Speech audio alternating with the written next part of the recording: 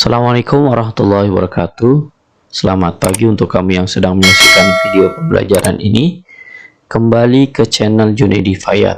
Kali ini kita akan membahas video pembelajaran 4 di subtema 2 tema 1 untuk kelas 6 SD. Adapun materi yang akan kita bahas pada video ini yaitu terdiri dari dua materi. Yang pertama adalah penerapan nilai-nilai sila keempat Pancasila. Kemudian materi keduanya adalah menemukan fakta dan ide pokok dalam teks laporan. Kedua materi ini akan kita bahas secara tuntas pada video ini. Oleh karenanya silakan kamu cermati dan pahami video ini dengan baik agar kamu mudah dalam memahami materi yang saya berikan. Yuk langsung saja kita bahas kedua materi tersebut.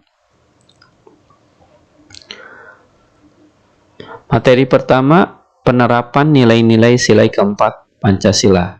Materi ini adalah materi yang bersumber pada muatan PPKN dengan KD 3.1 dan 4.1.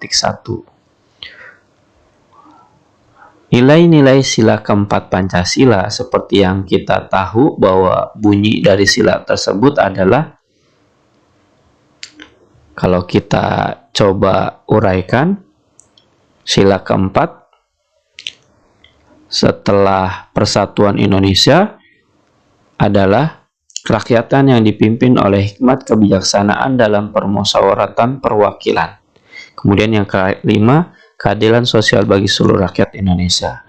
Jadi sesuai dengan bunyinya tadi yang saya sudah jelaskan bahwa sila keempat menjadi pedoman dalam menyelesaikan masalah yang menyangkut kepentingan bersama. Baik kepentingan bersama di masyarakat, di kantor, atau dimanapun, bahwa menyelesaikan masalah itu harus sesuai dengan sila keempat. Karena Pancasila yang kita miliki adalah merupakan pedoman untuk menyelesaikan dan pedoman untuk bangsa Indonesia. Sesuai dengan sila keempat Pancasila, bahwa penyelesaian masalah sebaiknya dilakukan dengan cara musyawarah untuk mufakat. Nah, untuk mufakat, ini yang perlu digarisbawahi, bahwa setiap musyawarah yang kita lakukan, baik yang akan kita lakukan itu dilakukan dengan cara mencapai mufakat. Jadi kata mufakat ini wajib ya, karena setiap musyawarah yang dilakukan untuk mencapai mufakat berarti musyawarah ini didasarkan untuk kepentingan bersama dan diambil oleh bersama semua anggotanya. Jadi kalau udah mufakat maka tidak ada satupun dari setiap anggota masyarakat yang kecewa, sakit hati, atau sejenisnya, melainkan merasa bahwa ini adalah hasil keputusan kita bersama yang harus kita laksanakan, yang harus kita patuhi, sehingga permasalahan yang ada selesai dan tuntas pada acara setelah musyawarah itu terselesaikan.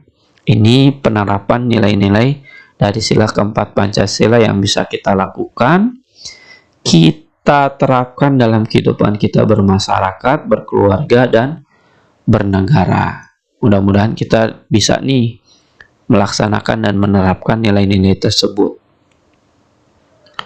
Nah, di sini ada contoh ya penerapan musyawarah dari nilai-nilai sila keempat Pancasila.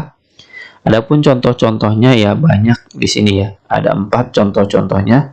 Kalau kita perhatikan dalam kehidupan sehari-hari, yang pertama adalah melakukan musyawarah untuk menentukan jadwal ronda di lingkungan. Jadi jadwal ronda yang dilakukan oleh masyarakat tetangga kita maupun di manapun itu diambil jadwal rondanya sesuai dengan musyawarah yang ada. Kemudian yang kedua, mengikuti pemilihan umum. Nah, contohnya nih, pemilihan umum itu bisa jadi pemilihan presiden atau pemilihan kepala daerah. Nah, ini juga dilakukan berdasarkan pengalaman sila keempat dari Pancasila. Yang ketiga adalah mengikuti pemilihan ketua kelas dengan tertib. Nah, kalau kedua tadi di masyarakat, poin yang ketiga ini adalah contohnya di dalam kelas. Untuk kita nih sebagai pelajar yang sedang dalam mengikuti pelajaran di sekolah, maka pemilihan ketua kelas itu dilakukan dengan cara musyawarah. Dan yang terakhir, yang ketiga, contohnya adalah dalam kehidupan sehari-hari adalah tidak memaksakan kehendak dalam suatu musyawarah yang diikuti. Jadi setiap kita melakukan musyawarah, setiap anggota musyawarah itu tidak boleh memaksakan kehendak pendapatnya kepada orang lain. Bahwa pendapatnya paling betul itu tidak boleh, melainkan pendapat yang bersamalah yang diperbolehkan. Makanya di situ ditentukan musyawarah itu siapa yang mau berpendapat. Nah, siapa saja boleh berpendapat, dan pendapat yang terbaiklah yang akan diambil untuk dijadikan keputusan dalam bermusyawarah. Nah, 4 hal ini adalah contoh-contoh dari pengamalan sila-sila Pancasila, terutama sila keempat Pancasila yang bisa kita lakukan dalam kehidupan kita sehari-hari. Mudah-mudahan dari sini kita dapat mengambil ya contoh yang baik yang bisa kita terapkan dalam kehidupan kita. Kita lanjutkan ke slide berikutnya, yaitu materi kedua pada video ini, menemukan fakta dan ide pokok dalam teks laporan. Nah, materi kedua ini adalah materi yang bermuatan bahasa Indonesia dengan kompetensi dasar 3.1 dan 4.1.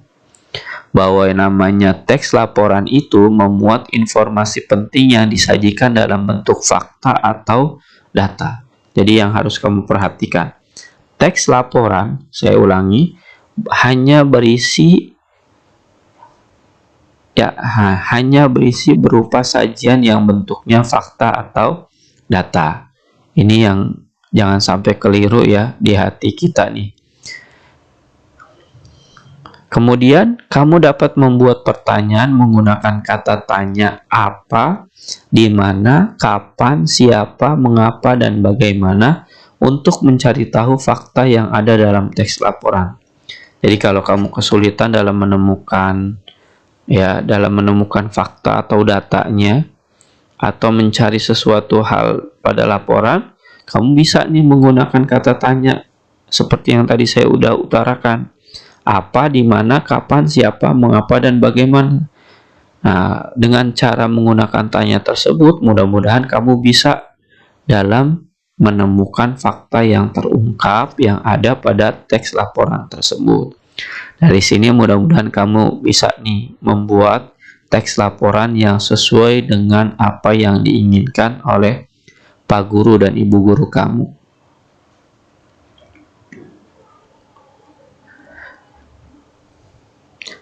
Setelah kamu menyaksikan video tadi ya barusan, silakan kamu jawab soal-soal latihan berikut, di mana soal ini diambil dari video ini dan hanya 3 soal saja dari soal latihan yang ada. Jawablah sesuai dengan kemampuan dan